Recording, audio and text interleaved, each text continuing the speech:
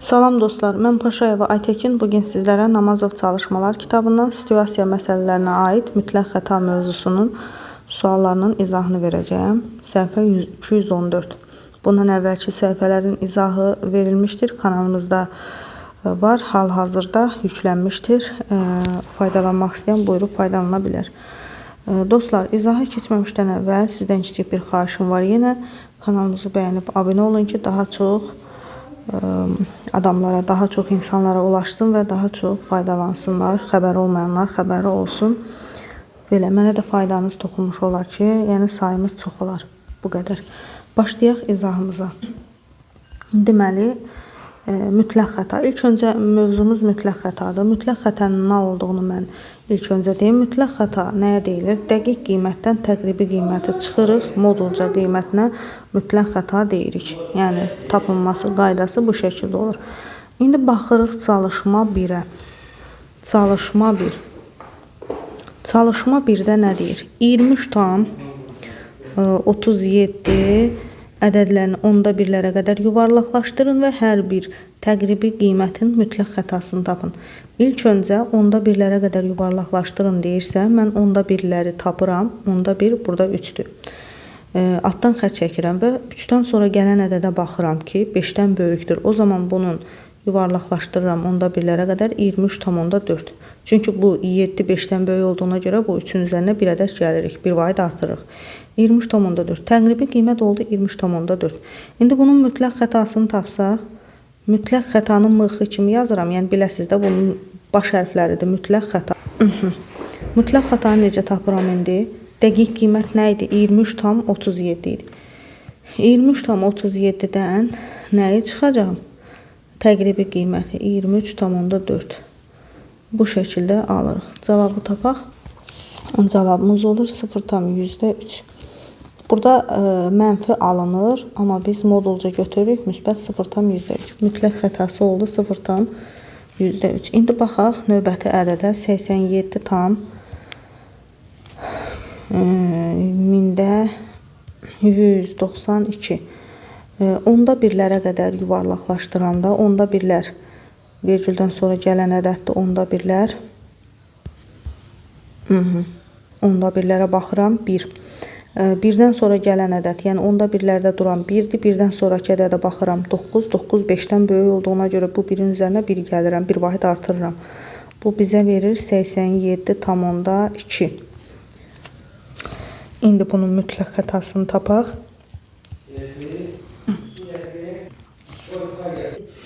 Aha, davam edək dostlar. Bunun mütləq xətasını tapmaq üçün nə edirik? Dəqiq qiymət 87 tam mində 192-dən çıxırıq 87,2-ni bərabərdir.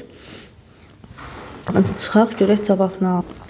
Deməli, burada alınır mənfi 0,8. Bu da bizə verir mütləq xətamız 0,8. Bu şəkildə almış olarıq. Üçüncü ədədimizə baxaq. 3,10,4345. Sonra 3,10,4345. Onda birlərə qədər yuvarlaqlaşdırsaq, onda birlər burada hardadır?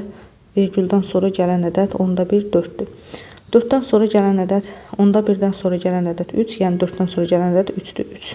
5-dən kiçik olduğuna görə bu elə olur 3,4 təqribi qiyməti. İndi bunu nə edirik? Mütləq xətanı tapırıq. Mütləq xəta nəyə bərabərdir? Dəqiq qiymət 3,10,4345-dən 4345-dən çıxıram 3,4-dür. Bu da bizə verir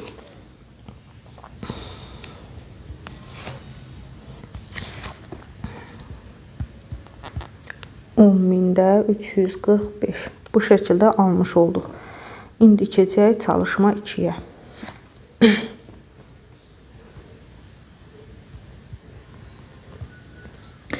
Deməli, uşaqlar, çalışma 2-də bizə nə deyir?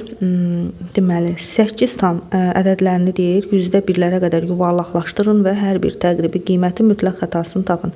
8 tam mində 378 ədədini yüzdə birlərə qədər yuvarlaqlaşdıraq. Yüzdə birlər deyəndə vergüldən sonra ikinci ədəd 7 yüzdə birlərdir. Yüzdə birləri tapdım. Yüzdə birlərdən sonra gələn ədəd 5-dən böyükdür.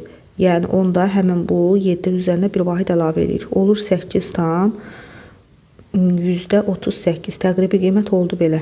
İndi bunun mütləq xətasını tapmaq üçün nə edirik? Dəqiq qiymətdən 8 tam 1000-378-dən çıxıram.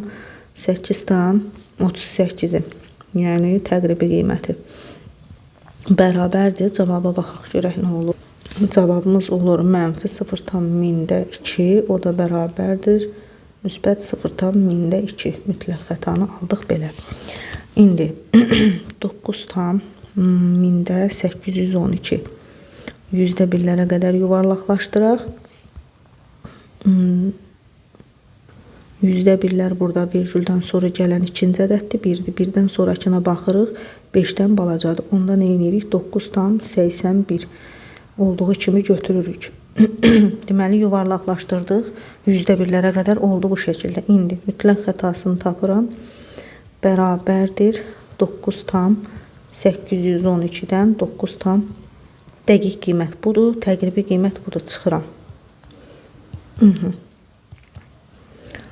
Gəlin belə çıxaq.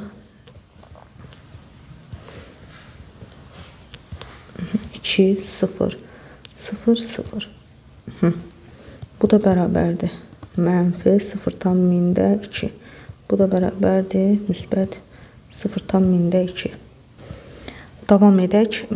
Sonra növbəti sual. Növbəti ədədimiz 7 tam 4561 ədədlərini yüzdə birlərə qədər yuvarlaqlaşdır. Yüzdə birlər deyir. Fikir verin. Vergüldən sonra onda 1, yüzdə 1. İkinci ədədə baxırıq. Vergüldən sonra gələn ikinci ədədə. 5-ə. 5-dən sonraki ədəd 6-dır. 5-dən böyükdür. Onda bu nə olur? 5-in üstə bir vahid əlavə edirik. 7,46. İndi mütləq xətanı necə tapırıq? Dəqiq qiymətdən 7,10,000-də 4561-dən çıxıram nəyi? 7,46-nı. Bərabərdir. Burada qalır mənfi 0 tam. Bu da modulca müsbət 0,10,039. Bu şəkildə almış olduq. Davam edirik. Üçüncü çalışmadan başlayaq. Çalışma 3. Nə deyir? Yuvarlaqlaşdırma nəticəsində alınmış ədədin təqribi qiymətini mütləq xətasını tapın. Təqribi qiymətinin mütləq xətasını tapın. Başlayaq. Məsələn,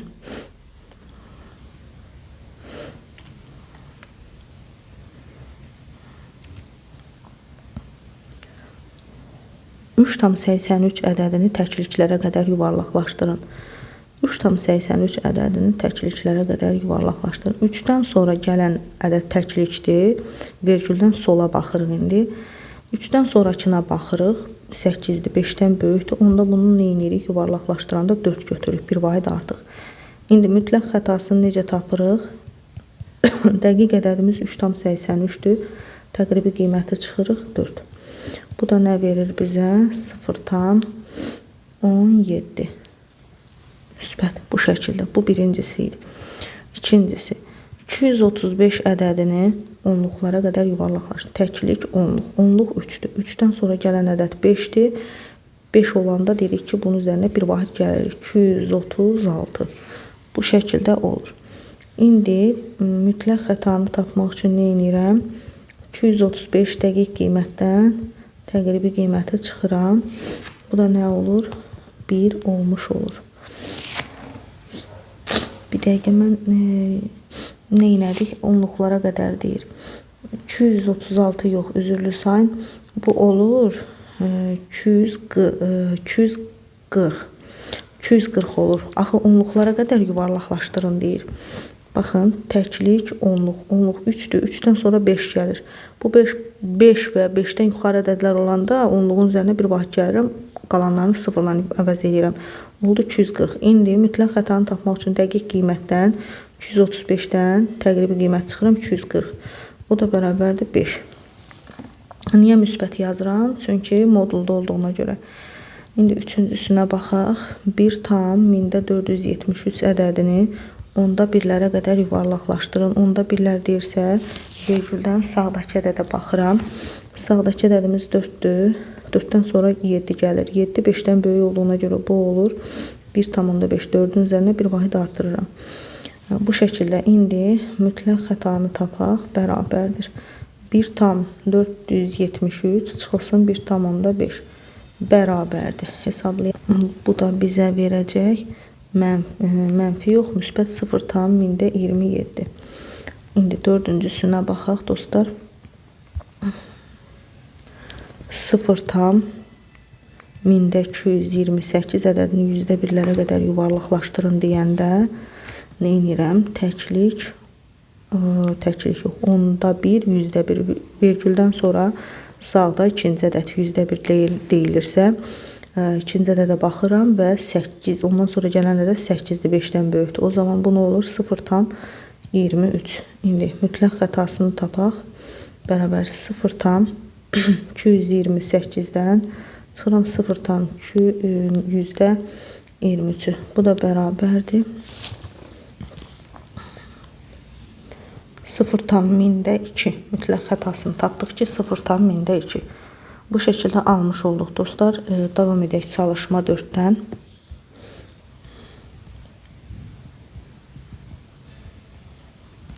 Deməli dostlar deyir ki 6-da 5 ədədini onluq kəsir şəklində göstərin və bu kəsiri onda birlərə, yüzdə birlərə, mində birlərə qədər yuvarlaqlaşdırın. İlk öncə biz 6-da 5 kəsirini onluq kəsir kimi göstərsək, yəni 5-i 6-ya bölsək 0,83333 bir belə davam edən bir cavab alacağıq. Biz də bunu onda birlərə qədər yuvarlaqlaşdırsaq nə alarıq? Onda birlərə qədər yuvarlaqlaşdıranda onda bir nədir? Vergüldən sağdakı gələn birinci ədəd. Yuvarlaqlaşdıranda 8-i tapdıq, onda birlər. 8-dən sonraki ədəd 3-dür. 5-dən balaca olduğuna görə təqribi qiymət 0,8 oldu. İndi bunun mütləq xətasını tapaq. Mütləq xəta nəyə bərabər? Dəqiq qiymət 6-da 5-dən 0,8-i çıxıram. Bu da 6-da 5 çıxılsın 10-da 8. Bu şəkildə alıram. 10 ilə 6-ya ortaq məxrəc 30-dur. Bunu 5-ə vururam. Onda bu da 5-ə vurulur 25. Çıxılsın bunu da 30 eləmək üçün 3-ə vurmalıyam. Bunu da 3-ə vururam 24. Bu da mənə verdi 30-da. Bunu modulda yazaq 30-da 1. Bu şəkildə aldım dostlar. Deməli aldıq 30-da 1. Onda birlərə qədər. Bunu yazıram onda birlər. Onda birlərə qədər. İndi keçək yüzdə birlərə. İndi buradan yazıram yüzdə birlər. İndi 6-da 5 kəsirini onluq kəsir kimi göstərdik. Dedik ki belə bir şey alınır. İndi bunu yüzdə birlərə qədər yuvarlaqlaşdıranda nə verir bizə? Yüzdə birlər deyəndə vergüldən sağda ikinci ədəd 3-dür. 3-ü götürdük. 3-dən sonraki ədədə baxıram ki, nədir? 5-dən kiçikdir. Onda bunun təqribi qiyməti 0,83-dür. Elə bu formada. İndi nə edirəm? Mütləq xətanı tapmaq üçün 6-da 5-dən nəyə çıxıram? %83-ü, 0,83-ü.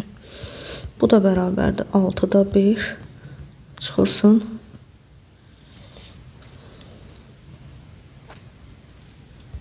%83. Bu şəkildə. 6 ilə 100-ə ortaq məxrəc elə 300-dür. Bunu 50-yə vuranda bu da 250 olur. Bunu da 3-ə vurmalıyam. Bunu da onda 3-ə vururam. 3-3-ə 9, 3-8-ə 24, 249. Bu şəkildə. 249-u qəşəng yazım. Sonra deyəcəklər ki, müəllim, onu yaxşı yazmadınız, görə bilmədik. 249. Aha. Bu da oldu 300-də 1. Aldıq cavab 300-də 1. Bu yüzdə birlər. İndi isə mində birlərə.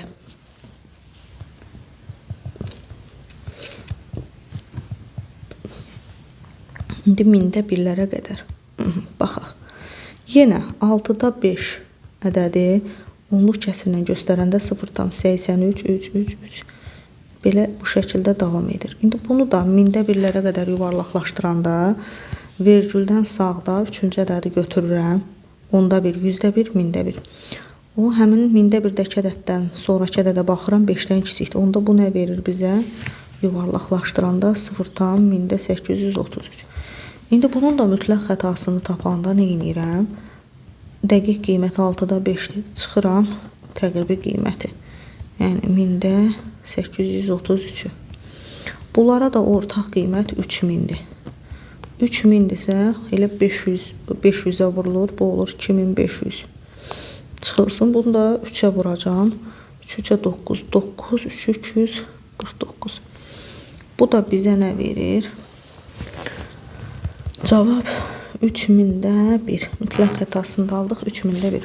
Bu şəkildə almış olduq dostlar. 4-cü sualla. 5-ci sualla davam edək.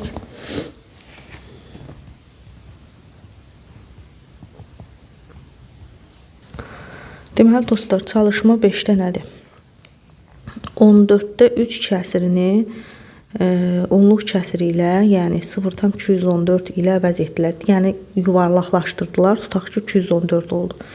Alınmış ədədin mütləq xətasını tapın. Mütləq xəta nəyə bərabərdir? Yəni dəqiq qiymət 14-də 3-dür. Çıxıram nəyi? 0,214-dür. Bu şəkildə. 14-də 3 çıxılsın 1000-də 214. 2-yə ixtisar aparsam 14-də 3 çıxılsın. 2-yə ixtisar aparam 107 olur burada. Burada 107. Burada da 500. 500. Bu 14 ilə 500-ə ortaq məxrəc 3500-dür. 3500-dür. 3500-ü 14-ə bölək.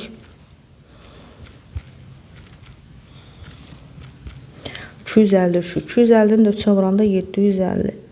3500-ü 500-ə böləndə 7 düşür. 7-yi də 107-yə vuranda 49, 4, 749. Bu da bərabər modulda yazaq. 3500-də 1.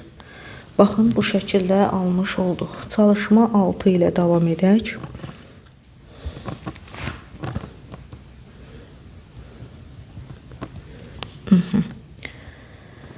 Hesablamada 2,9'da 4 kəsirini 2,44 kəsiri ilə əvəz etdilər. Alınmış ədədin mütləq xətasını tapın. Alınmış ədədin, deməli əvəz etdilər nə deməkdir? Yəni təqribi qiyməti 2,44 ilə, yəni yuvarlaqlaşıb, tutaq ki, belə olub. Mütləq xətasını tapın deyəndə mütləq xəta bərabərdir. 2,9'da 4-dən çıxıram 2,44'ü. Bu şəkildə alıram. 2,9'da 4 çıxılsın 2,44. Bu şəkildə alarıq. İndi 2,9'da 4 çıxılsın. 4-ə ixtisar gedir 25'də 11. Bu da 2 tam. 9 ilə 25'ə ixtisar ortaq məxrəc. Elə 225'in özüdür. 225. Bu 25 100. Bu da 99. Bu da 225'də 1. Bu şəkildə almış olarıq dostlar. Çalışma 7-dən davam eləyək. Deməli uşaqlar, çalışma 7-də nə deyir? Deyir ki, tərəzi və çəki daşları vasitəsilə müəyyənləşdirdilər ki, yemişin kütləsi 3 kiloqramdan çox, yəni yemiş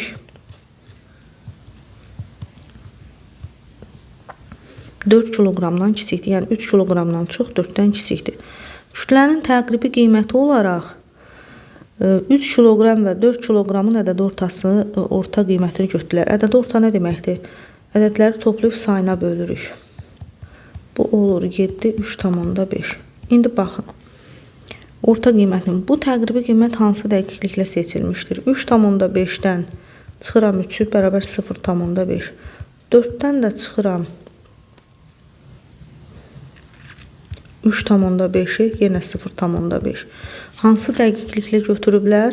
0,5 dəqiqliklə. Dəqiqliklə götürüblər.